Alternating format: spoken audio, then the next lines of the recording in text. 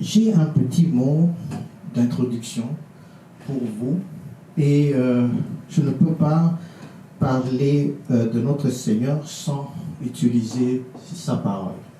Et je veux vous inviter à retrouver cette parole dans Matthieu 2, à partir du premier verset jusqu'au 23e. C'est une longue lecture, mais c'est important de se retrouver dans, n'est-ce pas, dans le contexte.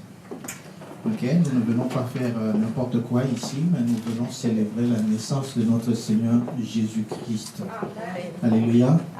Oui. Voici ce que la parole dit. Jésus naquit à Bethléem en Judée. À l'époque du roi Hérode, or, les mages venus d'Orient arrivèrent à Jérusalem et dirent: où est le roi des Juifs qui vient de naître? En effet, nous avons vu son étoile en Orient et nous sommes venus pour l'adorer. Quand le roi Hérode apprit cela, il fut troublé et tout Jérusalem avec lui. Il rassembla tous les chefs des prêtres et spécialistes de la loi que comptait le peuple et leur demanda où le Messie devait naître. Et ils lui dirent: à Bethléem en Judée. Car voici ce qu'a été écrit par le prophète: et toi, Bethléem, terre de Juda, tu n'es certes pas la plus petite parmi les principales villes de Juda. Car de toi sortira un chef qui prendra soin d'Israël, son peuple. Alors Hérode fit appeler en secret les mages. Il s'informa soigneusement auprès d'eux du moment où l'étoile était apparue. Puis il les envoya à Bethléem en disant: allez prendre les informations exactes sur le petit enfant. Quand vous l'aurez trouvé, faites-le-moi savoir, afin que j'aille aussi l'adorer. Verset 9. Après avoir entendu le roi, ils partirent. L'étoile qu'ils avaient vue en Orient allait devant eux jusqu'au moment où, arrivée au-dessus de l'endroit où était le petit enfant, elle s'arrêta. Quand ils aperçurent l'étoile, ils furent remplis d'une très grande joie. Verset 11. Ils entrèrent dans la maison, virent le petit enfant avec Marie sa mère, se prosternèrent et l'adorèrent. Ensuite, ils ouvrirent leur trésor et lui offrirent un cadeau: de l'or, de l'encens, de la myrrhe. Puis, avertis par un rêve de ne pas retourner vers Hérode, ils regagnèrent leur pays par un autre chemin. Par un autre chemin. Lorsqu'ils furent partis, un ange du Seigneur apparut dans un rêve à Joseph et dit: lève-toi, prends le petit enfant. Et sa mère fuit en Égypte et reste-y jusqu'à ce que je te parle, car Hérode va rechercher le petit enfant pour le faire mourir. Joseph se leva, prit de nuit le petit enfant et sa mère et se retira en Égypte. Il y resta jusqu'à la mort d'Hérode afin que s'accomplisse ce que le Seigneur avait annoncé par le prophète: j'ai appelé mon fils à sortir d'Égypte. Amen. Quand Hérode vit que les mages l'avaient trompé, il se mit dans une grande colère et il envoya tuer les enfants de 2 ans et au-dessous qui étaient à Bethléem et dans tout son territoire, selon la date qu'il s'était fait préciser par les mages. Alors s'accomplit ce que le prophète Jérémie avait annoncé. On a entendu les cris à Rama, les pleurs et les grandes lamentations. C'est Rachel qui pleure ses enfants et n'a pas voulu être consolée parce qu'ils ne sont plus là. Verset 19. Après la mort d'Hérode, un ange du Seigneur apparut dans un rêve à Joseph en Égypte et dit: lève-toi encore une fois, prends le petit enfant et sa mère et va dans le pays d'Israël. Car ceux qui en voulaient à la vie du petit enfant sont morts. Joseph se leva, prit le petit enfant et sa mère et alla dans le pays d'Israël. Cependant, quand il apprit qu'Archélaüs régnait sur la Judée, à la place de son père Hérode, et il eut peur de s'y rendre. Averti dans un rêve, il se retira dans le territoire de la Galilée, verset 23, et vint habiter dans une ville appelée Nazareth, afin que s'accomplisse ce que les prophètes avaient annoncé. Il sera appelé Nazaréen. Amen, amen. Amen. Oh là là, cette longue lecture, prenez place. Cette longue lecture nous permet de circonscrire le cadre dans lequel Jésus est arrivé et puis les difficultés auxquelles il a été confronté déjà à la naissance. C'est assez particulier. Donc malgré le dessein parfait que Dieu avait pour cet enfant, ça n'a pas empêché qu'il y ait des problèmes. Je relève deux caractères ou deux caractéristiques essentielles dans ce texte. Okay? Je crois que vous avez fait la lecture avec moi. Vous la connaissez, ce n'est pas une lecture d'aujourd'hui. Mais nous observons que ça a commencé avec les mages. Ils ont entendu la voix de Dieu. Ils ont obéi. Ça ne s'est pas été à hommage. Ok? Même Joseph, il a entendu. Et puis, il s'est exécuté.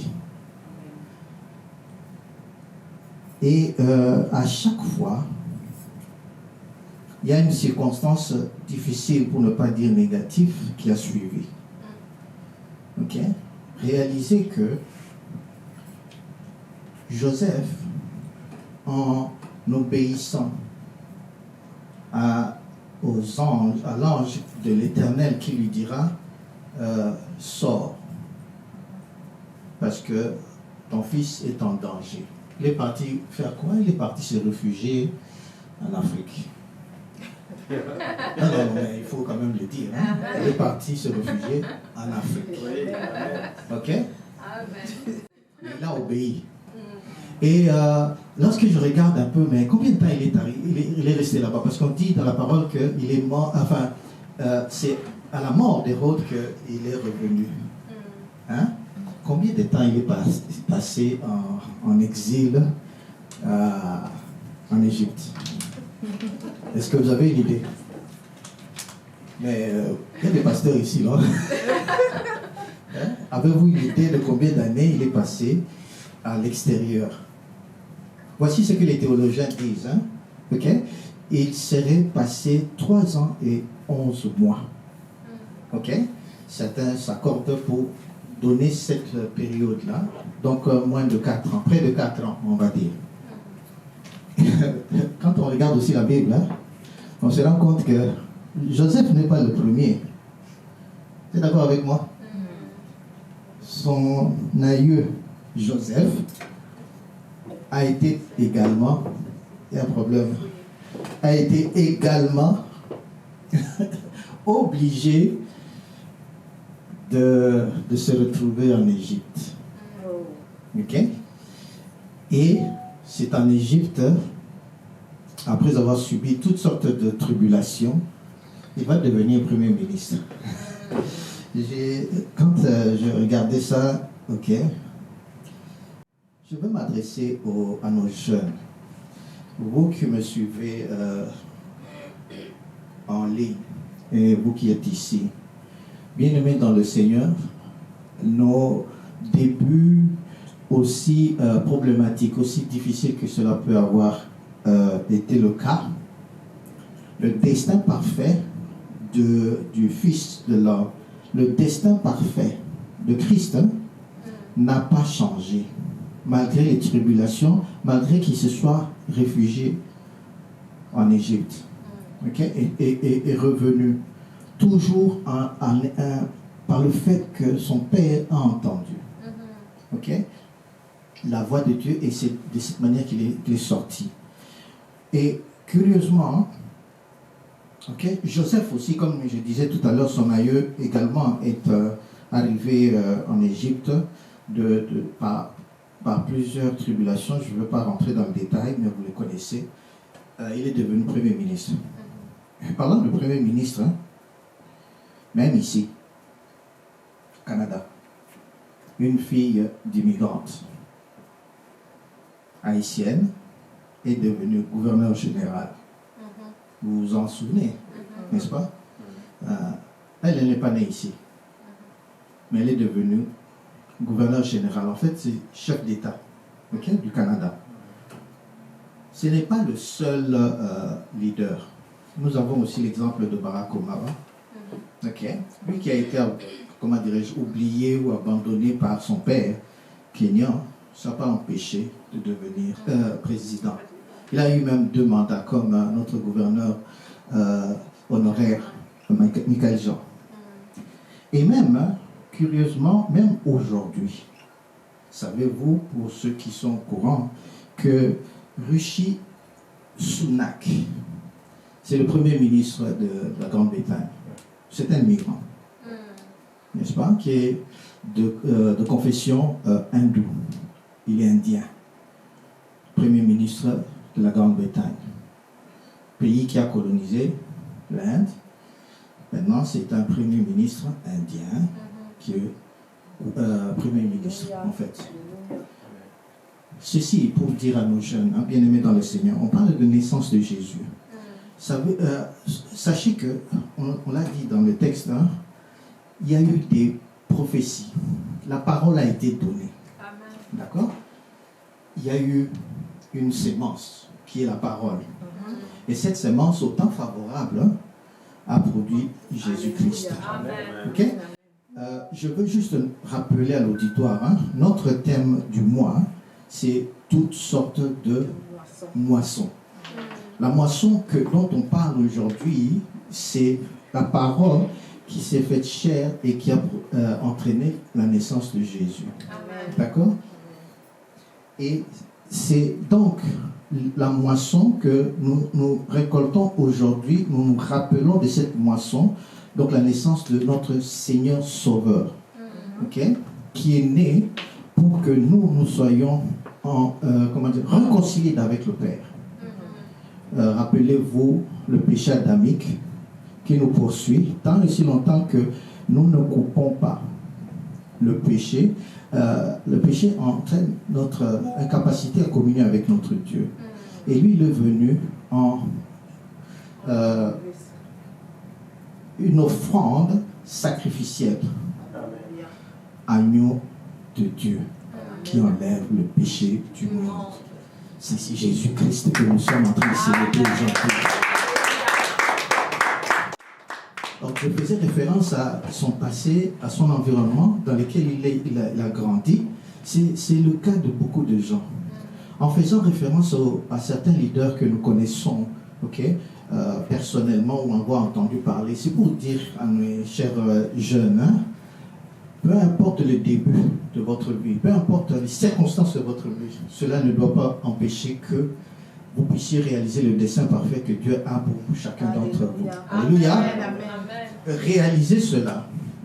Ces exemples concrets, palpables, nous amènent à considérer que Dieu que nous servons travaille encore aujourd'hui. Alléluia. Et qu'il ne faille pas démissionner par le fait que les commencements sont laborieux. Cela ne doit pas vous empêcher, mes bien-aimés jeunes. Je veux que vous réalisiez qu'il y a encore mieux qui est prévu pour vous. Et que Dieu vous bénisse abondamment. Amen. Alléluia. Amen.